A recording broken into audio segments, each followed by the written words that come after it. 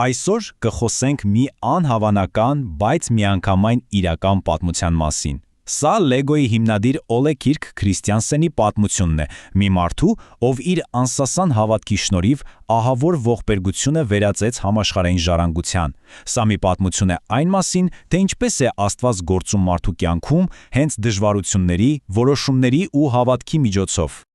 Այս հարցը կարող է մի քիչ տարօրինակ հնչալ, չէ՞,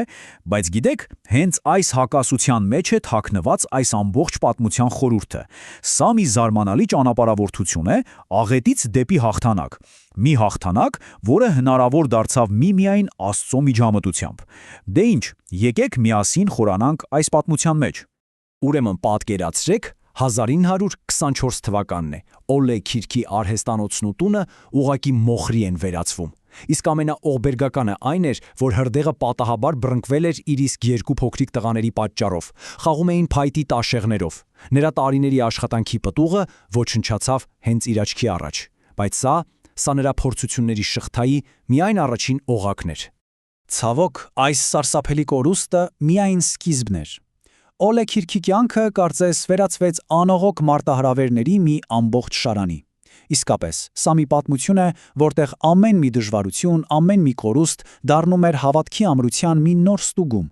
Հիմա մի պահ պատկերացրեք այս իրավիճակը։ Ընդամենը մի քանի տարվա մեջ Օլե Քիրքը կորցրեց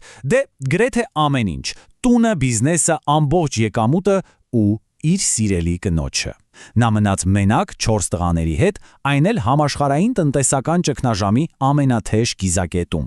Այս պահին մարդկային տրամաբանությամբ թվում էր, թե ամեն ինչ ուղղակի ավարտված է։ Ոչ մի ելք չկա։ Բայց գիտեք, հենց այս ամենախորը հուսահատության պահին Օլե Քիրքի արձագանքը հիմնված չէր ինչ-որ բիզնես ռազմավարության վրա։ Ոչ, նրա միակ հենարանը, նրա միակ ապավենը իր խորը անկեղծ քրիստոնեական հավատքն էր։ Նա չսկսեց մեղավորներ փնտրել, այլ իր հայացքն ուղղեց դեպի Աստված։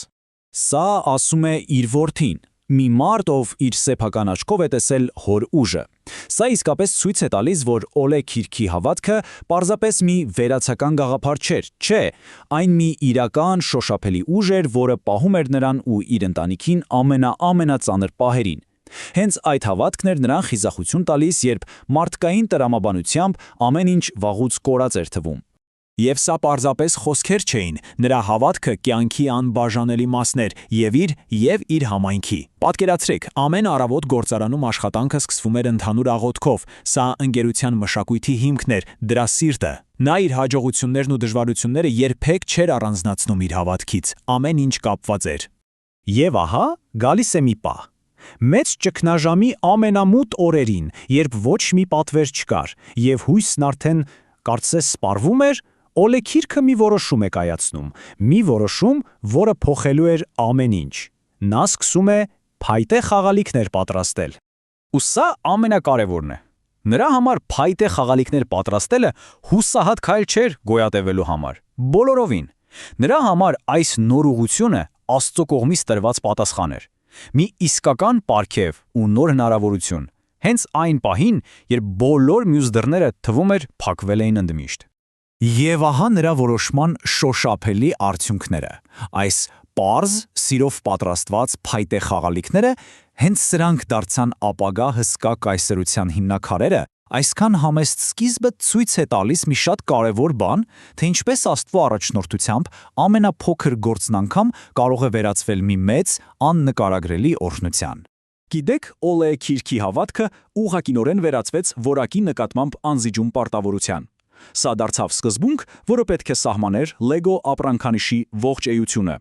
Նա խորապես հավատում էր, որ այն աշխատանքը, որն արվում է Աստծո համար, պարտավոր է լինել անթերի։ Այս կարգախոսը, պատկերացրեք, փորագրված էր փայտե ցուցանակի վրա ու քաղված էր հենց արհեստանոցի պատին։ Սա շատ ավելին էր, քան պարզապես մի լավ մարքեթինգային արտահայտություն։ Սա նրա աշխատանքային էթիկայի և հավատքի խտացված արտահայտումն էր։ Անել ամեն ինչ հնարավորինս լավ, կարծես անում ես հենց Աստծո համար։ Կա մի շատ հայտնի պատմություն, որը հիանալի է բնութագրում այս սկզբունքը։ Նրա համար ուղղակի որակը սարկագության ենթակա չէր, ու սա այն դասն էր, որ իր որդին Գոթֆրեդը հիշեց իր ամբողջ կյանքում։ Դաս, որը դարձավ Լեգոյի հիմնարար անկյունաքարային արժեքներից մեկը։ Բայց կարծում եք փորձությունները վերջացան։ Ոչ, դեռ չէին ավարտվել։ Եկավ հերթական աղետը, եւս մեկ հրդեհ, բայց այս անգամ նրա արձագանքը դարձավ ժամանակակից Lego կայսրության ծննդյան սկիզբը։ Մի պահ կանգ առնենք ու խորհենք այս խոսքերի շուրջ։ Ցանկացած մարդ երևի այդ պահին կհուսահատվեր, կբարկանար, կկոտրվեր։ Նրա գործարանը երկրորդ անգամ էր մոխրանում, բայց նրա առաջին արձագանքը ոչ զայրույթն էր, ոչ էլ հուսահատությունը, այլ աղոթքն ու խաղաղությունը։ Նա անսասան հավատում էր, որ նույնիսկ այս սարսափելի աղետի մեջ գործում է Աստծո ձեռքը, ու որ Աստված ունի իր ծրագիրը, նույնիսկ եթե ինքը այդ պահին դեռ չի հասկանում, թե ինչպես։ Եվ ահա նրա հավատքի ու համառության արդյունքը։